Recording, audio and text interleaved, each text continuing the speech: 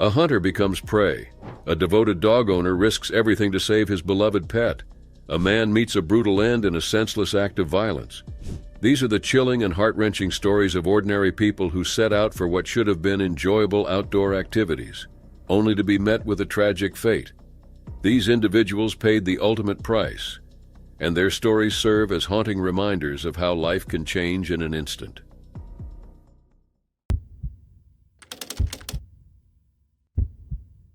It was October 14, 2002, when 17-year-old Charles Chase Moody met a horrific fate at the On-Track Therapeutic Wilderness Camp in Texas. Sent there to address his struggles with anger and behavioral issues, Chase's journey was supposed to be one of growth and healing. Instead, it ended in tragedy. Chase had been a bright and outgoing child, full of energy and a love for sports. Basketball was his passion, and at one point, he even dreamed of making it to the pros. However, as he entered his teenage years, his struggles with hyperactivity and attention deficit disorder became more pronounced. He became an angry and defiant teenager, particularly towards his mother and stepfather with whom he lived. He began doing drugs. Alarmed by the situation, his mother, Lisa Waite, desperately sought help for him. After multiple stays in drug and alcohol treatment centers, professionals advised that Chase needed to learn to control his temper more than anything else. That led Lisa to On Track, a wilderness program designed for troubled youth. His father, Charles Moody, a seasoned lawyer, knew all too well about the Brown schools, having once represented them in a case involving a restraint-related death. He urged Lisa to research On Track thoroughly.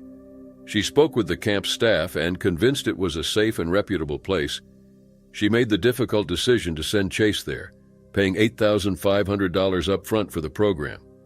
Initially, it seemed like a step in the right direction. Within days of arriving at On Track, Chase wrote letters home expressing his eagerness to return and rebuild his life. But Chase never got the chance to start over. On the sixth night, Chase violated a minor camp rule, talking in his tent after lights out. This seemingly innocent act set off a chain of events that would lead to his death. As punishment, counselors ordered Chase to sleep outside. Frustrated and increasingly angry, he lashed out, shouting racial slurs. This led to a heated confrontation between him and the staff. Witnesses reported that instead of calming the situation, the counselors escalated it by yelling back and physically engaging with Chase. A struggle ensued. 3 staff members restrained him, initially attempting to hold him upright. But Chase, a strong and athletic teenager standing at 6'1" and weighing 180 pounds, resisted. They all fell to the ground, Chase landing face down in the dirt. Texas law explicitly forbids prone restraint techniques that apply pressure to a person's back, as they can restrict breathing and lead to asphyxiation. Yet, for nearly 30 minutes, Chase remained in this position, restrained by the weight of the counselors pressing down on him. In the pitch-dark wilderness, he struggled for air. Chase vomited, but trapped beneath them, he was unable to clear his airway. When sheriff's deputies finally arrived, Chase was unresponsive. Paramedics were called, but it was too late. He was pronounced dead at the scene. The Travis County Medical Examiner ruled the cause of death as traumatic asphyxia. The Brown schools, however, disputed the findings, instead attributing Chase's death to excited delirium syndrome, a controversial and widely debated diagnosis often linked to deaths in custody. Despite the medical examiner's ruling, no fines or sanctions were imposed on the counselors or the company. State investigators, however, conducted a thorough review and uncovered a damning series of failures. Their report cited 28 violations of state regulations related to Chase's death, including improper restraint, psychological mistreatment, and the lack of an emergency to justify such force. The findings confirmed that the counselors' actions directly contributed to Chase's death. Yet the Brown schools maintained their defense, issuing statements that their staff had acted appropriately in a difficult situation. Charles Moody, Chase's father, once a defense lawyer for the very company involved in his son's death, was determined not to let them dismiss Chase's fate as just another tragic accident. Charles launched his own investigation. He discovered that none of the 3 staff members who restrained Chase had the necessary qualifications for their roles. Further investigation revealed that Chase was far from the first to die under the Brown school's care. In fact, he was the 5th child to die in one of their facilities, and the 16th to die in a restraint-related incident in Texas since 1988. The revelation was devastating. Within weeks of Chase's death, the state terminated its lease agreement with OnTrack, forcing the program to shut down. But Chase's parents ultimately decided against a prolonged legal battle. The emotional toll was too great. Instead, they reached an undisclosed settlement with the Brown schools, which included no admission of wrongdoing. The company refused further comment on the case. Disillusioned with his career, Charles Moody left Dallas behind, relocating to a farm in Tennessee. There, surrounded by open fields and horses, he sought solace, reflecting on the time he had once spent with Chase, outdoors, riding together, carefree and full of life.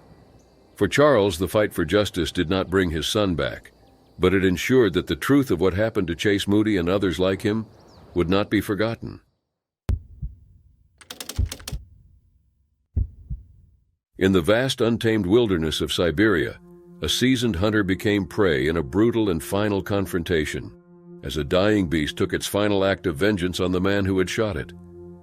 The hunter, a 62-year-old man whose name has not been disclosed, had ventured into the Tulin district, a region known for its dense forests and significant bear population. Hunting in these unforgiving landscapes required skill and caution. With his rifle in hand, the hunter ascended a hunting platform in the Tulin district.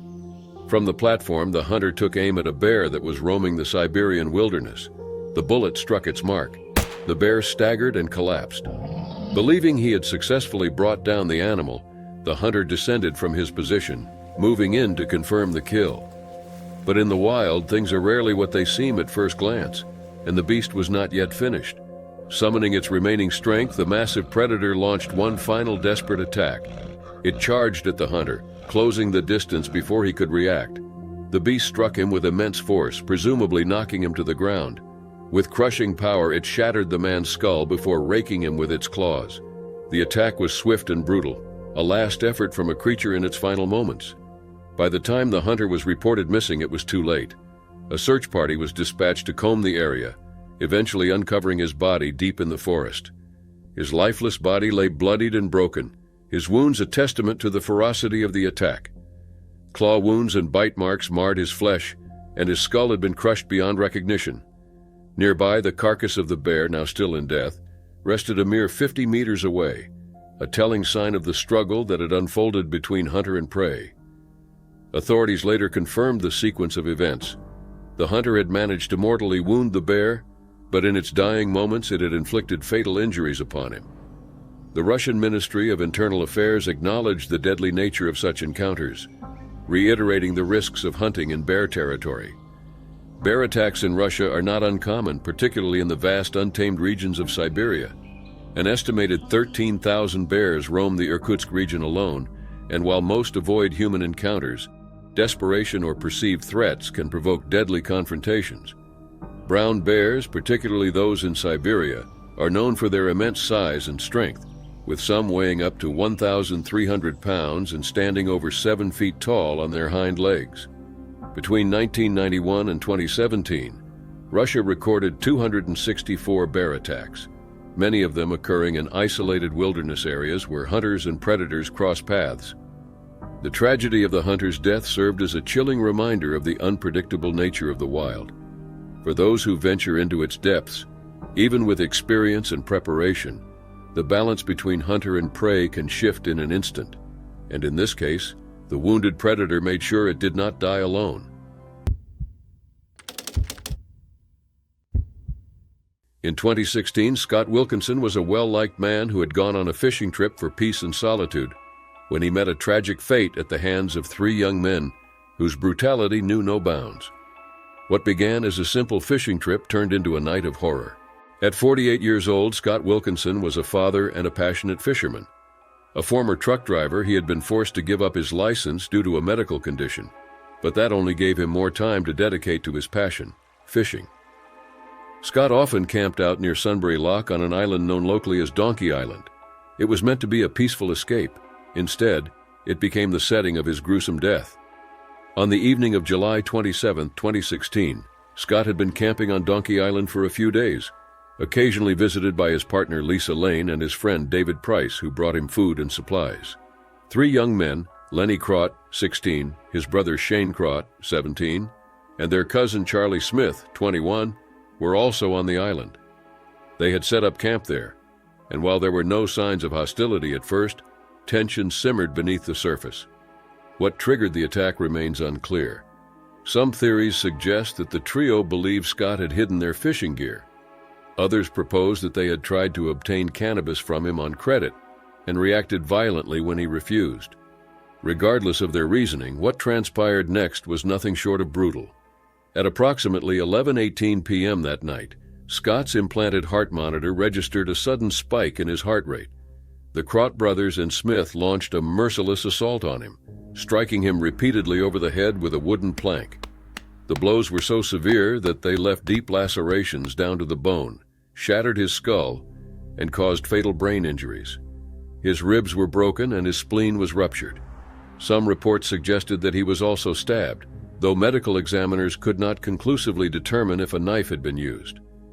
After the frenzied beating, the trio discarded Scott's body in the river and fled the scene, leaving him to die alone. In the aftermath of their horrific crime, the trio showed no remorse. Instead, they took pride in their actions, boasting to acquaintances that they were on the run for murder. They encountered a group of youths in Groveland's Park where one of them signaled to the others to stay silent, implying that they had taken someone's life that night. Their arrogance would ultimately contribute to their downfall. The following day, Scott's body was discovered floating in the Thames near his tent. His family was devastated, and the authorities launched a complex investigation that lasted 2 years. The trio initially denied involvement, each attempting to shift the blame onto the others. However, damning evidence, including closed-circuit television footage placing them on the island at the time of the attack, and multiple witness statements about their boasts, sealed their fate. During the trial at Guilford Crown Court, the prosecution laid out the sheer brutality of the attack. It was a senseless, seemingly unprovoked killing of a man who had simply been in the wrong place at the wrong time. In the courtroom, Scott's family endured harrowing testimony about the injuries he had sustained. The accused displayed no genuine remorse throughout the proceedings, further compounding the grief of Scott's loved ones. Lenny Crott and Shane Crott were found guilty of murder, while Charlie Smith was convicted of manslaughter. Their convictions brought some closure to Scott's family, but no sentence could ever undo the pain they had suffered. After the verdict, Scott's loved ones shared a heartfelt tribute, remembering him as a kind and generous man who enriched the lives of those around him. His passion for fishing had been a source of joy, but it had also led him to the place where his life was stolen in a moment of mindless violence. Jack Carn set out on what should have been another thrilling climb, embracing the beauty of Snowdonia's treacherous peaks. A young mountain walker, he was no stranger to the challenges that came with high-altitude treks. But on that fateful day, despite his caution and preparedness, tragedy struck in an instant, altering the lives of those who knew and loved him. At just 23 years old, Jack was a young man full of promise, known for his warmth, charisma, and passion for the outdoors. Raised in Barnsley, he had formed an unbreakable bond with his closest friends, Matthew Belcher and Brandon Smith, during their school years. The trio had developed a shared love for mountain walking during the lockdown, a hobby that quickly became an important part of their lives. Their adventures took them across the country. On February 4th, Jack and his two closest friends set off on what was meant to be another exhilarating ascent. The plan was simple: depart from Ogwen Cottage in the late afternoon, navigate their way up the route between Gribben Ridge and Glider 4, and camp for the night at a familiar spot near the summit. As they climbed, the weather shifted. A light drizzle set in, prompting the group to put on their wet weather gear. Still, they pressed on, the summit within reach. Matthew led the group, positioned roughly 10 meters above Jack. Then in a split second, disaster unfolded. Jack reached for a handhold, one that had likely been weakened by water erosion, and the rock gave way beneath his grasp. He lost his balance and fell backward. The fall was devastating. Jack's momentum increased rapidly as he tumbled down the mountain, somersaulting uncontrollably over the jagged terrain. Matthew and Brandon could do nothing but watch in horror as their friend disappeared from view. His rucksack came to a stop roughly 50 meters below, but when they called out, there was only silence. Brandon immediately dialed 999, relaying the dire situation to emergency services. They were told to stay where they were and wait for rescue. What followed was an agonizing 4-hour wait in worsening conditions as the rain continued to fall. Eventually, members of the Ogwen Valley Mountain Rescue Team reached them. Jack's body was discovered lower down the rock face, his injuries catastrophic. Due to the poor weather, the recovery of his body had to be postponed until the following day. When the post-mortem results were released, they confirmed that Jack had died of multiple crush injuries. There was no chance of survival. His tragic death was later ruled as accidental, with the coroner emphasizing that he had been fully prepared and had taken no unnecessary risks. Jack's father, Richard Karn, spoke of his son's love for adventure and his careful approach to outdoor activities. His girlfriend, Annis Burks, described him as her soulmate forever and ever, while friends and colleagues mourned the loss of a man who was, by all accounts, one of the kindest people they had ever known. In the wake of his death, Jack's loved ones turned their grief into action. More than 15,000 pounds was raised in his memory for the Ogwen Valley Mountain Rescue Team, whose tireless efforts had ensured that he was brought home. His family expressed their deep gratitude to the rescuers, recognizing the immense risk they had taken to help Jack and his friends. Kyle Sambrook, a 33-year-old landscape gardener from Featherstone, West Yorkshire, set off for Glencoe on February 18, 2023, accompanied by his beloved beagle Bane. He was eager to explore the towering peaks and valleys. His plan was simple: ascend the 353-foot Boischail Étive Moor, one of Scotland's most iconic mountains, and spend a few nights camping under the vast Highland sky. With suitable clothing and camping equipment, he appeared well prepared for the journey. However, the unpredictable nature of the Scottish wilderness can test even the most seasoned hikers. When he failed to return home as expected on February 21st and had not contacted family or friends, concern grew. A massive search effort was launched, spanning days and involving multiple mountain rescue teams, search dogs, and Coast Guard helicopters. On February 25th, after nearly a week of desperate searching, rescue teams made a grim discovery. Kyle and his dog, Bane, were found in a gully 2,625 feet up on Stobe Quaire Nam Baith, a peak rising above the dramatic Lost Valley of Glencoe. The terrain was treacherous, steep, and unforgiving. Investigators believed that Kyle had been attempting to descend the mountain in dangerous weather when tragedy struck. The exact circumstances of his fall will never be fully known, but rescue teams suspected he was carrying Bane in one arm when he lost his footing. The combination of high winds, heavy rain, and the weight of his rucksack may have contributed to the accident. He fell nearly 100 feet into the gully, a drop that proved fatal for both him and his faithful companion. Bane, who was not on a leash, remained by his side, a heartbreaking testament to the bond they shared. Retrieving their bodies was no easy task. Due to the location and the hazardous conditions, it took 6 hours for rescuers to carry them down the mountain by stretcher. The discovery marked the devastating conclusion to an extensive search effort, which had seen more than 50 rescuers scouring the area in shifts over several days. The news was met with an outpouring of grief from those who had been following the search, hoping for a different outcome. Tributes flooded social media, painting a picture of a man who was deeply loved and respected. Friends and acquaintances described Kyle as a kind, adventurous soul with a passion for the outdoors. Many shared their sorrow, expressing heartbreak over the loss of both him and Bane, who had been a constant presence in his life. "Two beautiful souls together forever," one message read, encapsulating the profound sadness felt by those who knew him. His family, devastated by the tragedy, met with rescuers to personally express their gratitude for the immense effort made to find him. Police Scotland confirmed that there were no suspicious circumstances surrounding his death, and that a report would be submitted to the Procurator Fiscal, as was customary in such cases. For those who had searched tirelessly in the hope of bringing him home safely, the outcome was a painful one. Brian Bathurst, deputy team leader of the Glencoe Mountain Rescue Team, described it as a tragic case, reflecting on the immense effort that had been put into the search. Despite the devastating ending, he praised the teamwork and dedication of the volunteers who had worked tirelessly to locate Kyle and Bane.